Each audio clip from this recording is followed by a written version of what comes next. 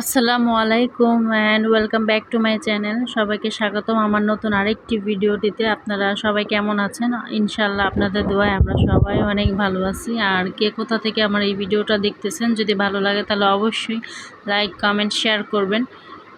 আর আপনারা কোথা থেকে এই ভিডিওটা দেখতেছেন অবশ্যই সেটা জানাবেন আমাকে। তো এই তো সকালে নাস্তা খেয়ে ঘরের কিছু টুকটাক কাজ টাজ সেরে আমি তো চলে আসলাম এখন রান্না করে। তো এখন আমি এটা হচ্ছে পেঁয়াজ, মরিচ, আদা, রসুন, হলুদ, মরিচ, পরিমাণ মতন লবণ, তেল দিয়ে ডালটা মাখাই নিয়েছি। তারপর হচ্ছে পরিমাণ মতন পানি দিয়ে এটাকে বসায় দিব।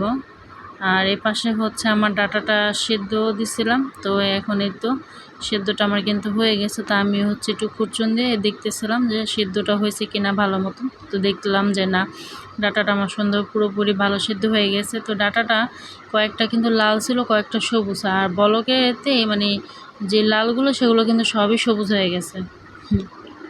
তো আমার এই তো এখন জালিতে ঢেলে নিলাম। আর হচ্ছে আমি অন্য পাশের চুলা ডাল বসাই দিলাম। এই তো ডালটা আমার হইতেছে। আর এতক্ষণে আমি অন্য কাজগুলো সেরে নেব। আর আজকে একটু ঝটপট রান্না, শুধু আজকে না, মানে কিছুদিন ধরে ঝটপট রান্না বান্না বসাই, কারণ একটু লেট হয়ে যায়। তো এই জন্য চেষ্টা করি যেন একটু জলদি জলদি বসাইতে পারি আর তাড়াতাড়ি হয়ে যায়, তো নিজের জন্য একটু টাইম বের করতে পারি। আর এতক্ষণ মানে লং টাইম মানে প্যারা ভাল লাগে না। তো যাই হোক, এখানে হচ্ছে আমি বেগুন ভাজবো। তো বেগুনটাকে আমি এখন মাখাই নিতেছি। তো আজকের বেগুন দেখে কালকের বেগুনের কথা মনে পড়ছে। লবণ ছাড়া বেগুন ভাজা কি আর বলবো, সবাই বলছে। তো যাই হোক, খাবার তো আর ফালানি যায় না। ভাতে লবণ মাইখা নিছি, তাতেই খাওয়া হয়ে গেছে।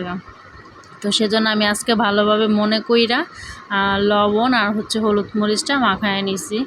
তো এখন এই তো এক এক করে আমি এটা হচ্ছে দিয়ে দেবো। আর এই বেগুন ভাজা দেখে আমার কিন্তু মাওয়ার ঘাটের কথা মনে পড়ছে, কারণ মাওয়ার ঘাটে কিন্তু ফেমাস খাবারগুলো সবাই জানি আমরা। এটা হচ্ছে ইলিশ মাছ ভাজা আর হচ্ছে বেগুন ভাজা। আর আমার কিন্তু ইলিশ মাছ ভাজার যে তেলটা থাকে ওটা খেতে অনেক অনেক ভালো লাগে। তো এই বেগুনগুলো দেখে না আমার ঠিক ওই মাওয়ার ঘাটের কথা মনে পড়তেছে, যে মনে হইতেছে মাওয়ার ঘাটেরই আমি বেগুন ভাজতেছি। তো এখানে হচ্ছে ডাল বলক আসার পর আমি একটা যে চাপা দিয়ে রাখছি ওই পাথরটা দিয়ে ওই এক চাপাতেই কিন্তু আমার ডাল হয়ে গেছে। আমি এর মধ্যে মানে আর কোনো উঠাইও না আর দেখিও নেই, এটাই যে উঠাইতেছে। আর যে দেখেন ডালটা আমার সুন্দর হয়ে গেছে। তো কিছু কিছু ডাল অনেক সুন্দর হয়ে যাবে, অনেকটা ডাল না শয়তান ডাল, ঠটা ধরে থাকে, বইতে চায় না, গ্যাস ফুরাইতে থাকে খালি। তো যাই হোক, আমি একটু মানে ছাকড়া ছাকড়া ছিল, সেজন্য আমি একটু ঘুটনি দিয়ে ঘুটাই দিতেছি যেন ভালোভাবে একটু আঠালো হয়ে যায়। তো এই যে আমি এখন দেখতেছি যে ডালটা আমার হয়েছে কি না, দেখলাম যে না, হয়ে গেছে। তো আমি এখন শেষ পর্যায়ে একটু ধনিয়া পাতা ছিটে দিয়ে দেবো, তা না হলে তার ভালোই লাগে না। আর আমার ডালের মতো ধনিয়া পাতা না দিলে একদমই ভালো লাগে না।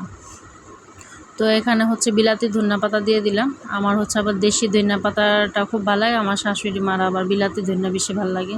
তো আমি এখন একটু লবণ চেখে দেখলাম যে সব ঠিকঠাক আছে কি না। এমনি একটু কুফা চলতেছে, কি যেন কয় রান্না বান্না ঠিক মতন হয় না, হয় বেশি দিয়ে দিই, নয় কম দিয়ে দিই, কী হয়েছে কে জানে। তো এখানে হচ্ছে বেগুনগুলো আমার হয়ে গেছে। আর দেখতে যে কী সুন্দর লাগতেছে না, এই বেগুন ভাজা কিন্তু বউয়া বলেন, খিচুড়ি বলেন, গরম ভাত, আমার কাছে কি যে জমে যায় আর কি যে ভালো লাগে। এখানে হচ্ছে শাশুড়ি আর বৌমা মাছ ভাগাভাগি করতেছে। আর ওই যে পাশে যে ছোটো ছোটো নলা এগুলো দেখতেছেন, এটা হচ্ছে বাসি রেখে দেবো, মানে লবণ দিয়ে রেখে দেবো, কালকে রান্না করব। আর এখানে ছিল আপনার কই মাছ, নলা মাছ, তো এগুলাই হচ্ছে আজকে আমি রান্না করব। তো নলা মাছ দিয়ে ডাঁটা রান্না করব আর কই মাছ হচ্ছে ভুনা করব।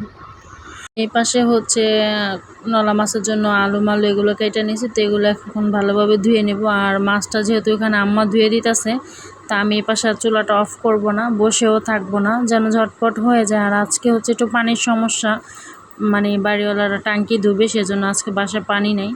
তো এই জন্য পানি স্টক রেখে দিছে, আর ওইখান থেকে উঠে আর কি কাজ করতেছি। উঠানো তোলা পানি দিয়ে কাজ করতে না কীরকম যেন লাগে, আজব আজব লাগে। তো সবসময় তার এরকম করে অভ্যস্ত না, যারা আবার অভ্যস্ত তাদের আবার কোনো সমস্যা হয় না। তো যারা আবার এইভাবে ছলছলা পানি করে তাদের কিন্তু একটু অ্যাডজাস্ট হতে কষ্টই হয়।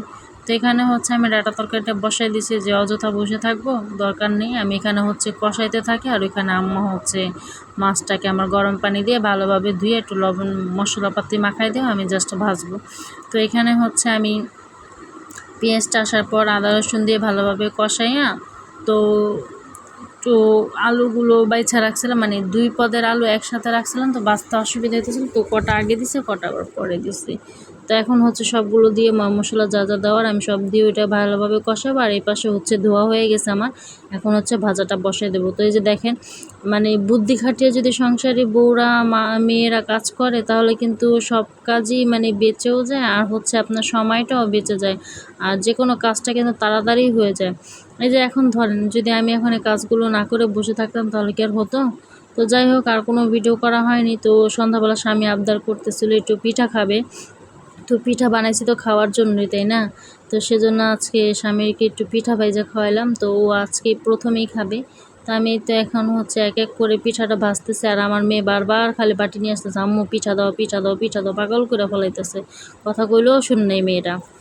তো হচ্ছে সবাই হচ্ছে পিঠা পাগল। তো এখন হচ্ছে আমি এক এক করে পিঠা ভেজে নেব। আর এই পিঠাটা ভাজা দেখলে কি বলবো, গ্রামের কথা মনে পড়ে, অনেক অনেক প্রচুর গ্রামের কথা আমার মনে পড়ে, মন চাই একটু গ্রামে বেড়ে আসি, কিন্তু কি আর করার, কাজের সময়ের সব কিছু মিলে মানে যাওয়া হয় না। আর অনেক ইচ্ছা করে, কিন্তু ওই যে বলে না, ইচ্ছা থাকলে উপায় নাই, এই হচ্ছে ব্যাপার। তো যাই হোক, এক এক করে ভেজে নিলাম। তো এখন হচ্ছে এই তো, আর পিঠাগুলা কি যে ভাল লাগে দেখতে, মানে হাওয়ার মতন, মুখে দিলেই যেন নাই।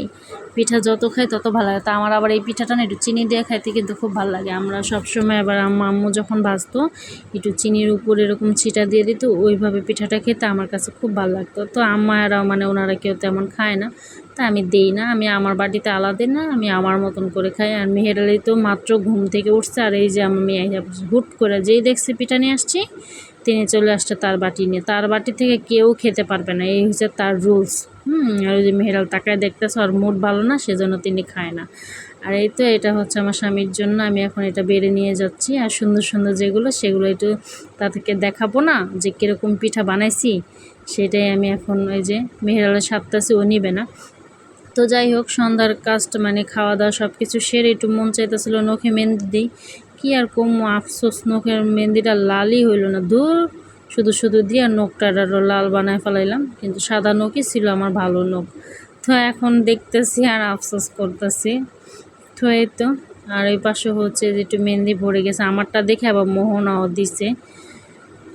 তো এই তো, এই হচ্ছে আজকের ভিডিওটা। যদি ভালো লাগে অবশ্যই লাইক কমেন্ট শেয়ার করবেন। আপনারা সবাই ভালো থাকবেন এবং সুস্থ থাকবেন, আমাদের জন্য সবাই দোয়া করবেন, আমি যেন আরও সামনে আগাতে পারি। আল্লাহ।